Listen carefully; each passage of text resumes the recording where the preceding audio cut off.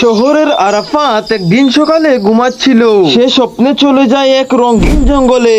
এমনকি সে অনেক বড় হয়ে যায়, আর জঙ্গলের পরিবেশটা ছিল অনেক সুন্দর। সে জঙ্গলের মাঝখানে হাঁটতে হাঁটতে বেরিয়ে আসতে শুরু করে, আর কিছু রাস্তা আসার পর সে দেখতে পায় একটা হাতি তাকে ডাকতেছে। হাতিটা ছিল ভীষণ ক্ষুধার্ত। আরাফাত এসে জিজ্ঞেস করে, কি হয়েছে বলো।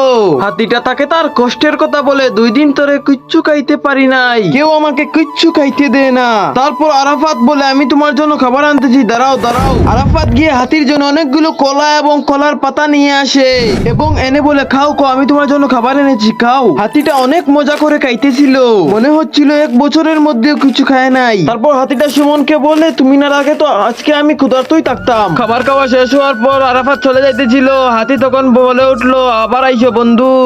তারপর সুমন একটু ভিতরের জঙ্গলে যাওয়ার পর দেখতে পায় এক বিরাট সিংহ।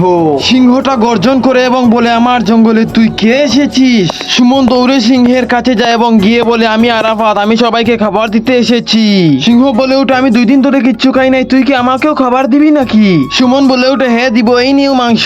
তখনই সিংহ মাংস খেতে শুরু করে এবং সিংহর বন্ধু বাঘ চলে আসে সেখানে। বাঘ এসে বলে, ও শুধু একটা মানুষ না, ও আমাদের বন্ধুর চেয়েও আরো আপন। এরপর সিংহকে সুমন বলে উঠে, আমি চলে যাব। সিংহ বলল, আবার আইসো বন্ধু। তারপর সুমন চলে আসে সেখান থেকে। কিছু রাস্তা আসার পর দেখতে পাই এখানে কয়েকটা ক্ষুধার্ত প্রাণী বসে আছে। প্রাণীগুলিকে সুমন জিজ্ঞেস করে, তোমরা কি ক্ষুধার্ত? তারপর প্রাণীগুলিকে সুমন মাংস দেয়, তারা মাংস খেতে থাকে, আর এটা দেখে সুমন হাসতে থাকে। তারপর হঠাৎ তাদের উপর আসে একটা বিপদ। আসমান দিয়ে একটা ডাইনোসর চলে আসে সেখানে।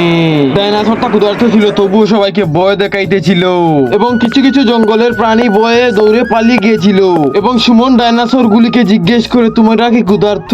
তারপর তারা বলে তারা ক্ষুধার্ত। তারপর সুমন বলে, আমি তোমাদেরকে খাবার দিব, চিন্তা করো না। তারপর তারা খুশিতে মুখ থেকে ধুমাবা করতেছিল এবং নাচতেও ছিল।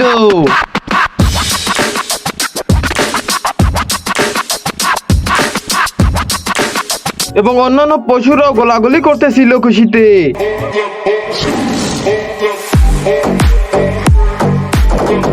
আর সিংহ বলে উঠে, যদি তোমাদের এই ভিডিওটি ভালো লাগে একটা লাইক দিয়ে চ্যানেলটি সাবস্ক্রাইব করে দিয়ে যাইও এবং কমেন্টও করে যাইও।